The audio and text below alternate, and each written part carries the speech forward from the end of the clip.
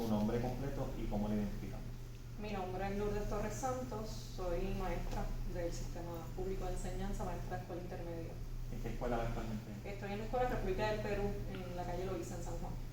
Esta noticia, esta conferencia de prensa que surge ayer, cuando se habla del protocolo, cuando escuchó la respuesta que dio el gobierno y por cierto, y la ausencia de la designada secretaria, ¿cómo lo tomó? ¿Cuál fue su reacción? Pues mira, yo creo que de profunda indignación y coraje, ¿verdad? Un sentido muy grande de saber que tanto la designada secretaria Elba Ponte Santos como el reciente gobernador electo Pedro Pierluisi tienen cero intención genuina de garantizar salud y seguridad en cualquier espacio educativo en Puerto Rico. El hecho de que la designada secretaria se hubiese ausentado de esa conferencia de prensa dicta mucho de su capacidad también de liderato al interior de una agencia tan importante como la es, ¿verdad?, el Departamento de Educación, además de que es un desaire, una falta de respeto total al país, no solamente al magisterio, sino a las familias puertorriqueñas, o a las familias, punto, no solamente a las familias puertorriqueñas, porque para mí es bien importante hacer un énfasis en que en Puerto Rico viven múltiples personas con múltiples identidades culturales y que tampoco, ¿verdad?, están recibiendo la atención que merecen en medio de una crisis de salud pública como es la pandemia ocasionada por el COVID-19. La ausencia también de la secretaria ante la vista de la Comisión de Educación Especial el día de ayer pone también en mucha tela de juicio cuáles son las capacidades de esta persona y no sobre todo sus capacidades, cuál es la intención de ejecutar un plan tan atropellado y tan violento que implica una apertura de escuelas tan próxima como el 1 de marzo, que es lo que están señalando de manera muy violenta, tengo que recalcar, tanto Pedro Pierluisi como Elba Ponte. En términos de ese protocolo que se anuncia, ¿cómo aplica, si es que se puede, al plantel en el que usted labora? ¿Y cuáles son esas particularidades que tiene el plantel? Porque miembros del magisterio nos decían que cada escuela es un universo, tiene sus particularidades.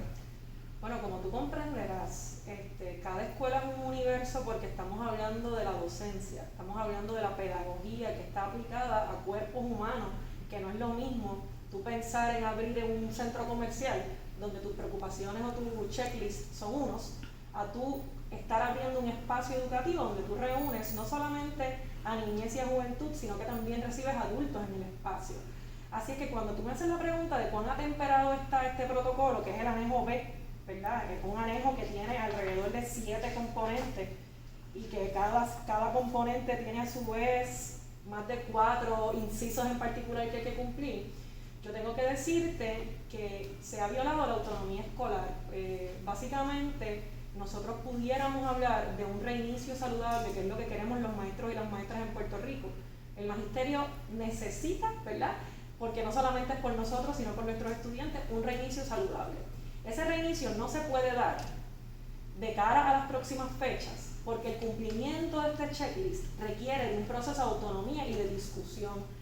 Más allá de que los directores de escuela puedan marcar un sí o un no, tiene que haber, así lo estoy diciendo y que lo voy a volver a repetir, tiene que haber un proceso de consulta con esas facultades y con esas familias que se reúnen en esos espacios educativos. Nosotros tenemos compañeros y compañeras maestros que están comprometidos de salud, tenemos estudiantes que están comprometidos de salud. Esa reapertura, ese reinicio, se tiene que dar para garantizar la salud y seguridad de todos esos componentes, no porque haya una fórmula mágica.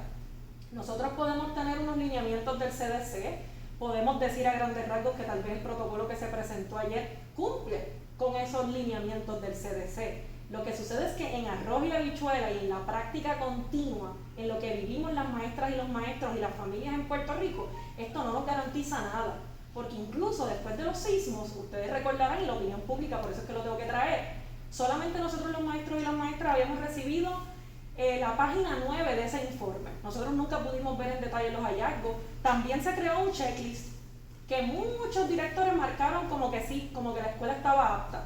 Pero cuando llegamos los maestros y las maestras a los planteles, cuando las familias llegaron a los planteles, nos dimos cuenta que lo que estaba en papel era pura fachada, no era real. Sí, lo tengo que repetir porque es básicamente el mismo ejercicio.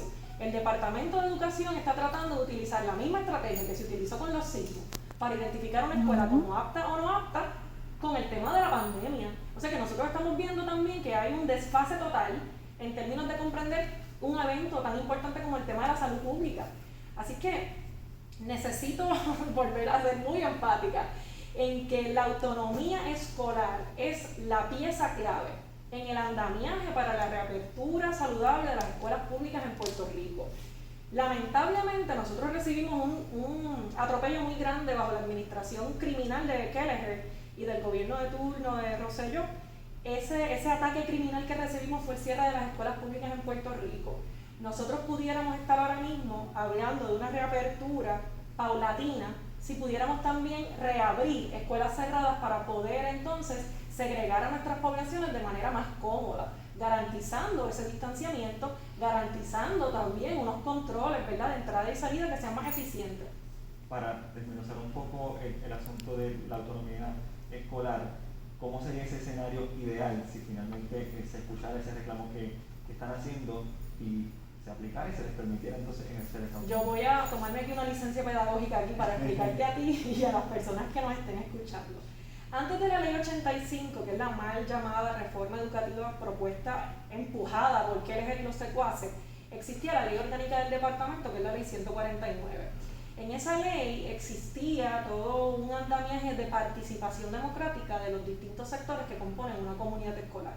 La comunidad escolar está compuesta no solamente por los docentes, sino por los no docentes, por los estudiantes, por las familias, por el personal de apoyo y por los ciudadanos externos que de alguna manera nutren a cada una de las escuelas públicas en el país. Esos consejos escolares, bajo la ley 149, tenían básicamente un poder paralelo al director. Así que eso significa que los consejos escolares controlan la organización escolar o la diseñan.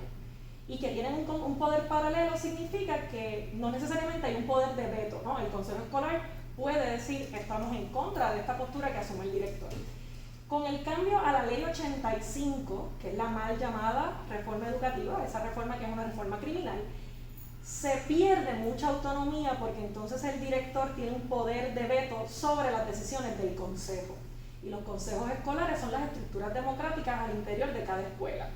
Ante tu pregunta, el mejor escenario sería que esos consejos escolares se convoquen y esos consejos escolares tienen una responsabilidad y unos deberes, que dentro de esas responsabilidades y deberes está consultar a la facultad docente, consultar a ese personal docente a través de los representantes sindicales de esos cuerpos, consultar a los estudiantes y consultar a las familias. Después de todos esos procesos de consulta, se toman decisiones al interior de la escuela.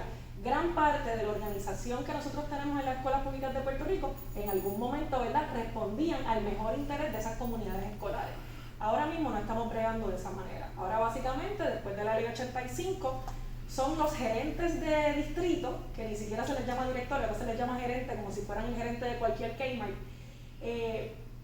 Esos gerentes son básicamente poder absoluto, bajan la decisión a su director y su director también toma decisiones autoritarias. Eso es básicamente lo que está ocurriendo, que eso nos pone a nosotros en una situación muy incómoda porque sabemos que no va a haber un cumplimiento real de los protocolos establecidos. Y para terminar, hacer eso posible no se da en 2 semanas. Hacer eso posible no se puede dar en 2 semanas porque encima de la docencia virtual nosotros hacemos otro montón de trabajo administrativo. Llamar a los estudiantes, visitar los hogares cuando no hay un estudiante que se logra conseguir, reproducir material impreso para aquellos que todavía lo necesitan. Los viernes nos tienen secuestrado nuestro tiempo productivo en talleres que son una barbaridad y rayan en la falta de respeto. Así es que nuestra propuesta tiene que ser que se articulen unos procesos de democracia interna y que las maestras y los maestros en sus espacios de trabajo se sientan totalmente empoderados y capaces, al igual que las familias en Puerto Rico. Las familias que viven en Puerto Rico y las familias que tienen a sus niños y a sus niñas matriculadas en el sistema público tienen que decir lo que sienten. Tienen que exigir claramente que estos protocolos realmente se lleven a la práctica y que tú puedas tener esa garantía.